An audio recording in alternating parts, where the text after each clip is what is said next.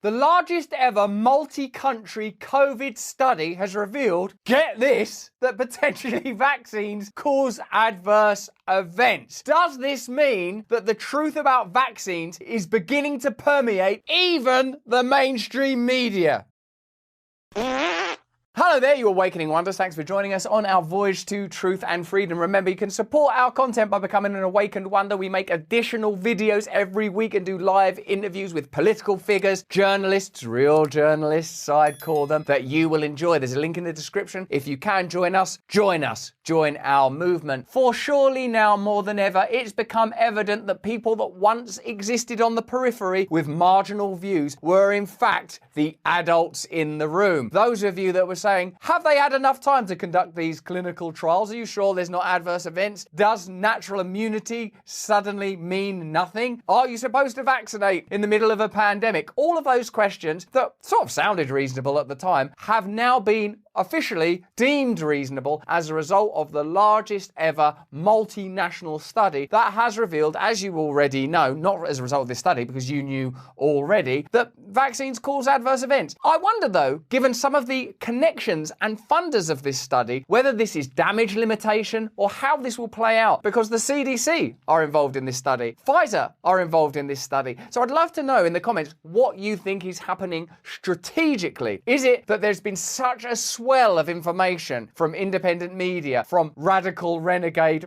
Harvard and Stanford scientists, that now the truth is unignorable and unavoidable? Let's get into it. It's a question so many people have wondered. Does the COVID-19 vaccine have an impact on my health?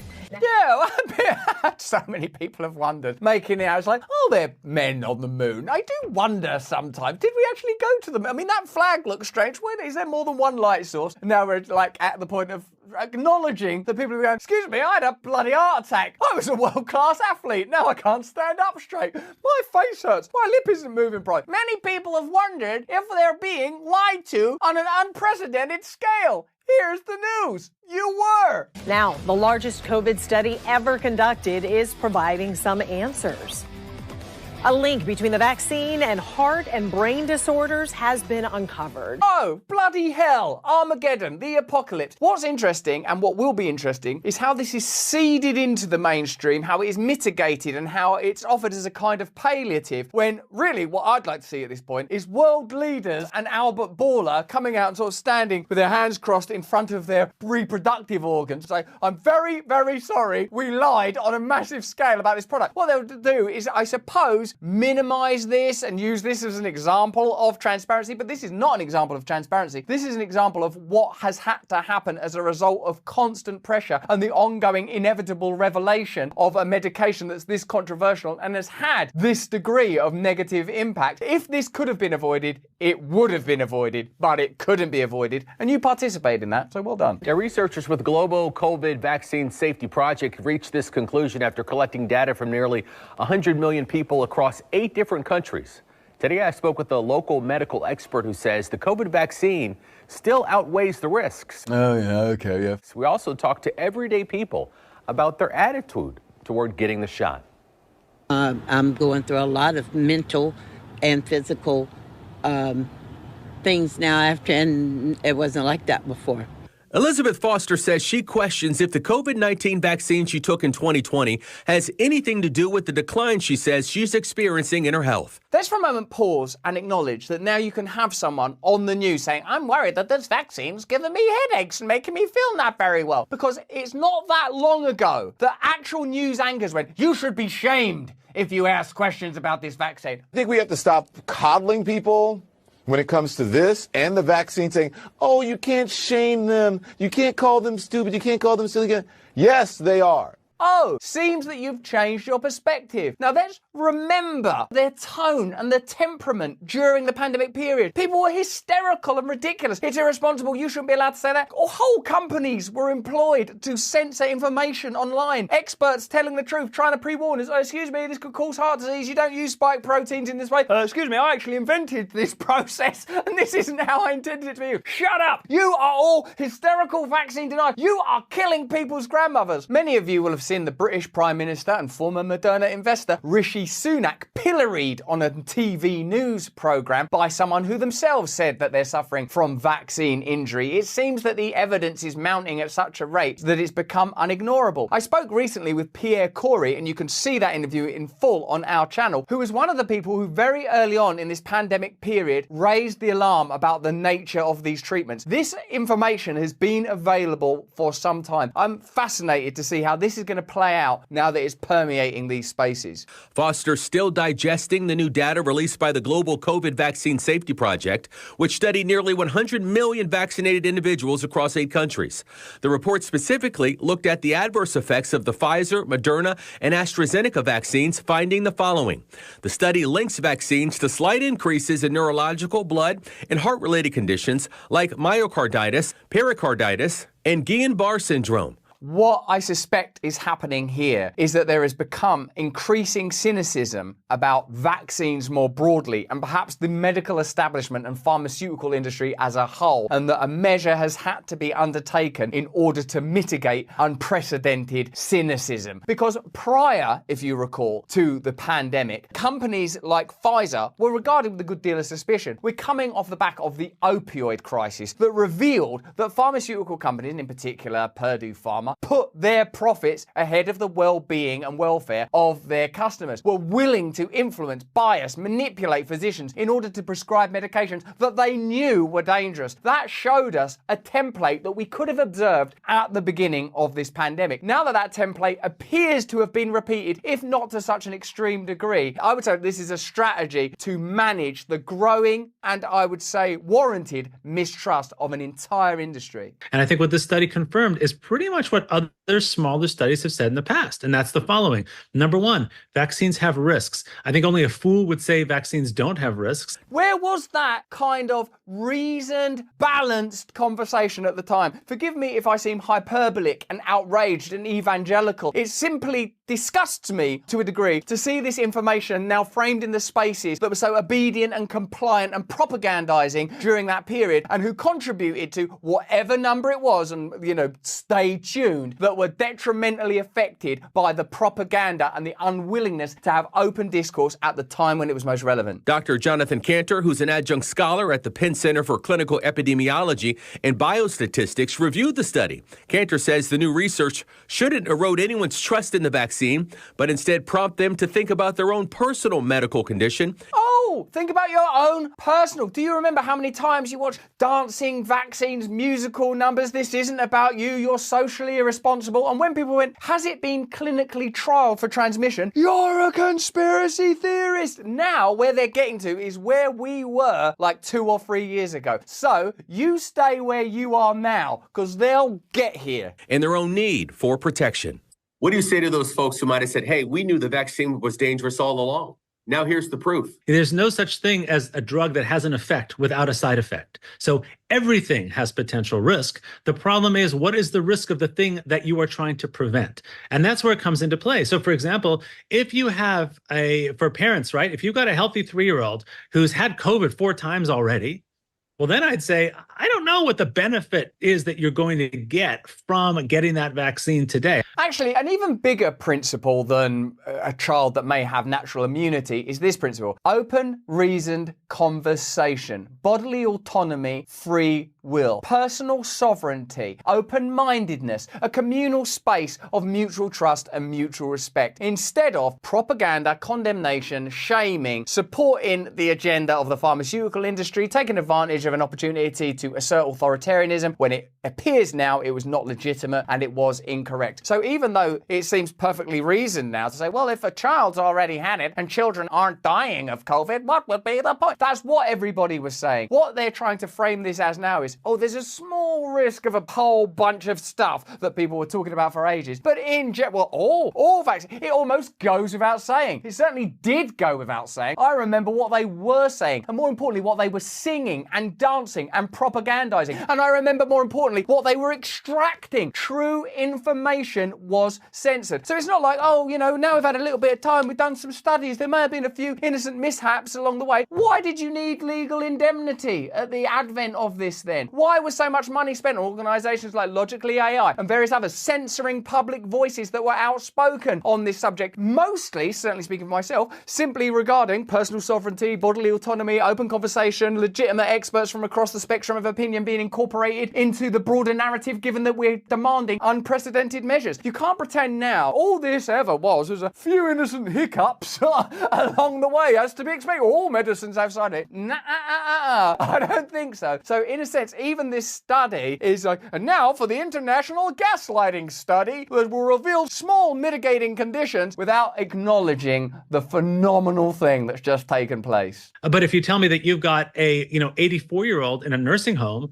that somehow came out of a time machine and is now entering the world in 2024 and has never had a COVID vaccine. Well, I think actually we've got some bigger questions now. How does that time machine work? And can we use that to go right back to 2019 and say, right, you're going to hear some crazy stuff now, but just remember these principles: bodily autonomy, personal sovereignty, clinical data. Let's have a look at when some of these things were patented, by the way. Could you tell us everything you know about dual-use research? What the hell's been going on in Wuhan? Has Anthony Fauci ever been involved in any business dealings with the EcoHealth Alliance and DARPA? Seeing how we're being so open and seeing how we've got a time machine, let's get into the nitty-gritty. Well, for that person, I'd say, well, then we really have to think about whether a COVID vaccine makes sense for them.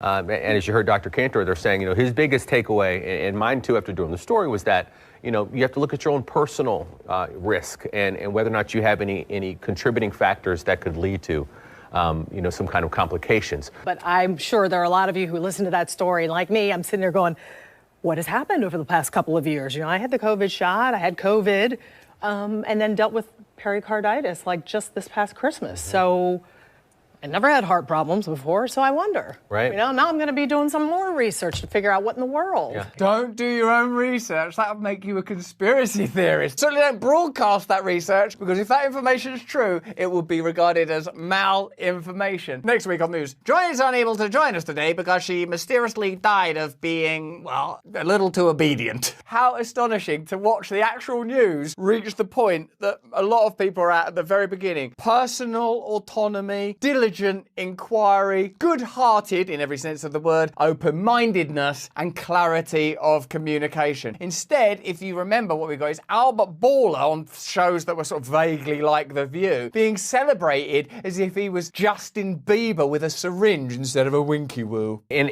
it's always good to check with your general practitioner, check with your doctor. These are the questions and conversations that you need to have. Oh, what? Conversations with your doctor? How many doctors were struck up? I've met 2 this week. Dr. Pierre Corey, Meryl Nass, physicians that were like, oh, I'm not sure that that's the right thing. You're a lunatic, you get out. Oh my God, what's going on? When you need to decide whether or not you want to get the COVID-19 shot, or any vaccine for that matter, based on your own personal health. Great story. Thanks, Tara.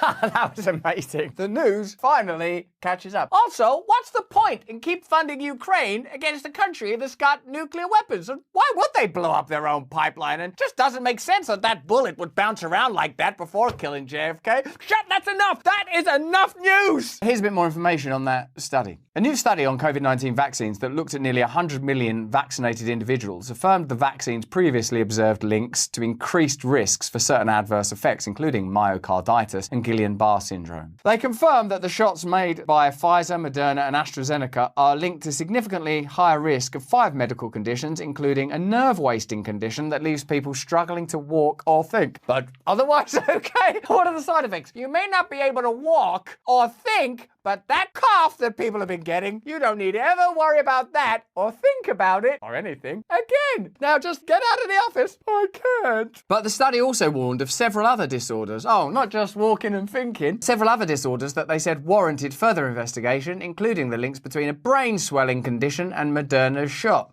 Good news, everyone. Among their discoveries was a 2-fold increase in the risk of a neurological condition known as Guillain-Barré syndrome, an autoimmune disorder in which the immune system attacks the body's peripheral nervous system, leading to damage of the protective casing around the nerve cells. While it cannot be proven that the vaccine caused these events, there is some evidence the vaccine triggers the immune system to attack its own nerves. The vaccine didn't cause it. The vaccine was simply an innocent bystander while the nervous system turned on itself. The bastard. That'll be all that non-thinking. You should think before you walk. I can't.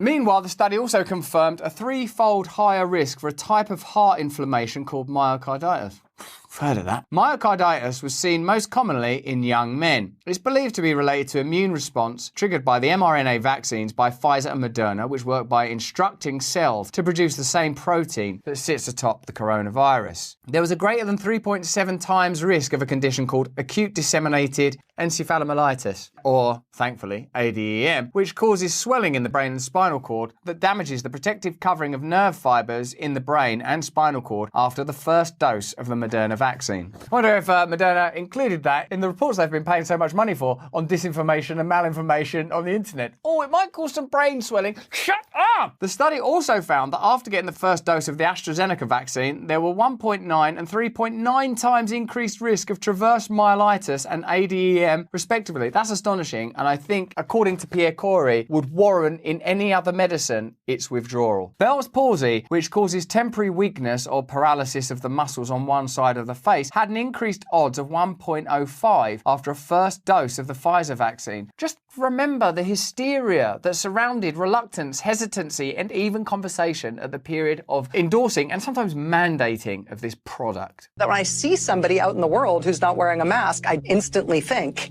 you are a threat, or you are selfish, or you are a COVID denier, and you definitely haven't been vaccinated. There was also a 1.3 to 1.4 times greater risk of having a seizure following the first and second doses of the Moderna vaccine, as well as the fourth dose of the Pfizer vaccine. After a first dose of the AstraZeneca vaccine, there was a 3 times greater than expected risk of cerebral venous sinus thrombosis. The risk after the first dose of the Pfizer vaccine and after the second dose were 1.49 and 1.25 times higher. I feel that what this study does, given the nature of its backers, is provides mitigation, highlights the excessive and increased risk of AstraZeneca, which has already been publicly lambasted, and attempts to sort of ameliorate this total mistrust and disgust that we feel towards that industry and all interfacing systems. That could be public health agencies, departments of health, government agencies, legacy media, propaganda, online censorship. It just revealed so much that this is beyond too little, too late. This is simply a revelation that you're better off trusting your own instinct and broad mistrust of authority than anything they ever tell you again. CVST is a rare but serious condition characterized by the formation of blood clots in the large channels that drain blood from the brain and deliver it back to the heart after the AstraZeneca vaccine. Also, after the first dose of the AstraZeneca vaccine, there was a 1.07 times higher risk of thrombocytopenia, a condition characterized by a lower than normal number of platelets in the blood. After a third dose of CHAdOX1, the risk notably rose to 1.95. Significantly higher than expected cases of pericarditis, inflammation of the sac-like structure that surrounds the heart, were also observed following the first and fourth doses of Moderna's vaccine. The global COVID vaccine safety project is supported by the Centers for Disease Control and Prevention and the Department of Health and Human Services. Several of the authors receive financial support from or have relationships with government agencies, including the CDC, the New Zealand Ministry of Health, and the Canadian Institutes of Health Research, which they disclosed as potential conflicts of interest. I suppose the revelation of those conflicts of interest suggests that this is a pretty measured assessment of that data, i.e., when the CDC and Pfizer and everyone got together to say, look, this is actually now approaching fever pitch and potentially some significant and disruptive event. Let's ensure that we get favourable organisations and figures involved so that this information, even though it's now unavoidable because too many people have been negatively impacted, at least it will come out in a way that we can somewhat manage and it doesn't perhaps reach the full pitch of unmitigated disaster that is warranted. Several of the researchers also reported having relationships or having previously received payments from biopharmaceutical companies Gilead Sciences Inc., Abbvie Inc., Pfizer, and GlaxoSmithKline. Pfizer told the New York Post in a statement that while it was not involved in this study, we welcome independent research and academic discourse to advance the study of COVID-19. Oh, well, one thing we know about Pfizer and Moderna is they welcome open discourse. Moderna have already been proven to be monitoring and censoring vocal opponents of their products, even even when they're telling the truth, I know this from personal experience, even when you've said only true things like the vast profits they've been accruing, the members of their team that have been appointed from government agencies, the vast sums of taxpayer monies that they've received, the adverse events that their products demonstrably cause, they've been spending money censoring it. And also government agencies have been contributing to censoring comparable information. This is the best possible presentation of an absolute global disaster. The global disaster you knew it to be. The evidence you knew it to be of hypocrisy and corruption. They're shutting the door after the horse has bolted and sort of saying that, oh, I'm sorry that that horse bolted, when in effect they murdered that horse, melted it down for glue, and then sold that glue to you using your taxpayer dollars, if you want a complex analogy. Safety is a top concern for all of us. It doesn't seem like it. It seems like secrecy is a top concern, and safety's dealt with a couple of years later when it's absolutely bloody unavoidable. All of us, and Pfizer and BioNTech, take reports of side effects that are potentially associated with our COVID-19 vaccine very seriously and censor them over many, many years. Since its initial authorization for use in December 2020, the Pfizer-BioNTech COVID-19 vaccine has been administered to more than 1.5 billion people. That's 1.5 billion people. That's an extraordinary number and an extraordinary profit and an extraordinary delay before telling a small portion of an extraordinary truth. Has demonstrated a favourable safety profile in all age groups and has helped protect against severe COVID-19 outcomes, including hospitalisation and death, the company added. Yeah, thanks for that. God, did we say thank you already? Did you not get enough dances on late night TV? Do you want some more people to get tattooed? When will you be happy? Money, cultural celebration, turning your disgusting brand into a kind of ideology? What do these people do? Well, also, Albert Baller would like each of you